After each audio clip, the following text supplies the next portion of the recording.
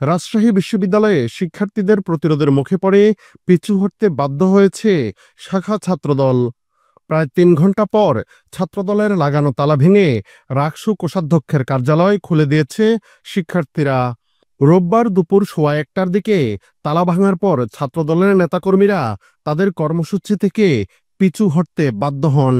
উত্তেজনার মধ্যেই দুপুর ২টা থেকে রাকসু নির্বাচনের শেষ দিনের স্থগিত থাকা মনোনয়নপত্র বিতরণ কার্যক্রম আবার শুরু হয়েছে। এর আগে সকাল ১০টার দিকে প্রথম বর্ষের শিক্ষার্থীদের ভোটার তালিকায় অন্তর্ভুক্তির দাবিতে কোষাধ্যক্ষের কার্যালয়ে অবস্থান নিয়ে ভাঙচুর চালায় এবং ফটকে তালা ঝুলিয়ে দেয় ছাত্রদল। তফসিল ঘোষণার পর মনোনয়ন ফরম উত্তোলনের শেষ দিন ছিল আজ। বেলা ১১টার দিকে বৈষম্য বিরোধী ছাত্র আন্দোলন রাজশাহী বিশ্ববিদ্যালয় শাখার সাবেক সমন্বয়ক সালাউদ্দিন আম্মার সহ কয়েকজন শিক্ষার্থী মনোনয়ন ফরম নিতে কোষাধ্যক্ষের কার্যালয়ে গেলে তারা দেখেন সেখানে ফটকে তালা ঝুলছে। আগে থেকেই সেখানে অবস্থান নিয়েছিলেন ছাত্রদলের নেতাকর্মীরা। তখন সালাউদ্দিন আম্মার ও তার সঙ্গীরা ফটকের সামনে অবস্থান নিলে ছাত্রদলের নেতাকর্মীরা তাকে ঘিরে ধরেন। উভয় পক্ষের মধ্যে বাকবিতণ্ডা শুরু হয়ে ধস্তাধস্তিতে রূপ নেয়। এ নিয়ে ছাত্রদলের নেতাকর্মীদের সঙ্গে তাদের দফায় দফায় বাকবিতণ্ডা, ধাক্কাধাক্কি ও হাতাহাতির ঘটনা ঘটে। পরিস্থিতি উত্তপ্ত হয়ে উঠলে বেলা ১২টার দিকে শিক্ষার্থীরা ছাত্রদলকে কোষাধ্যক্ষ কার্যালয়ের তালা খুলে দেওয়ার জন্য ১০ মিনিট সময় বেঁধে দেন। কিন্তু নির্ধারিত সময়ের মধ্যে তালা না খুলে দিলে শিক্ষার্থীরা একজোট হয়ে এগিয়ে গিয়ে কার্যালয়ের দরজায় ছাত্রদলের লাগানো তালাটি ভেঙে ফেলে। এ সময় ছাত্রদলের নেতাকর্মীরা প্রতিরোধের মুখে পিছু হটে।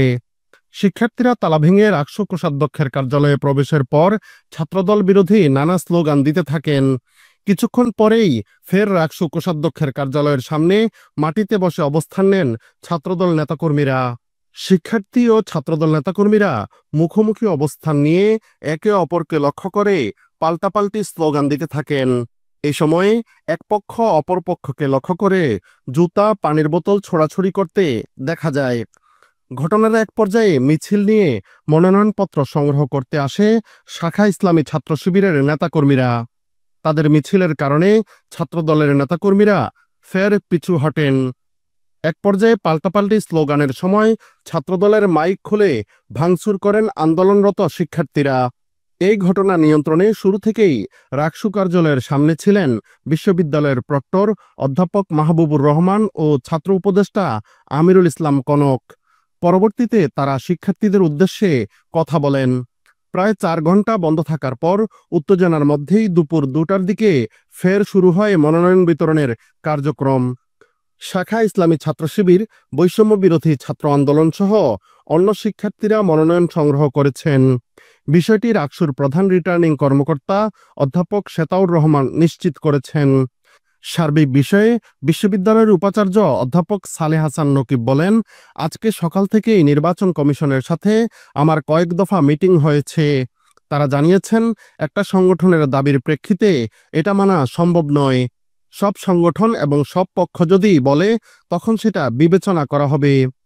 এছাড়াও যখন তফসিল হয়েছে তখন প্রথম বর্ষের শিক্ষার্থীরা ভর্তি হয়নি, ফলে তাদের ছাত্রত্ব ছিল না।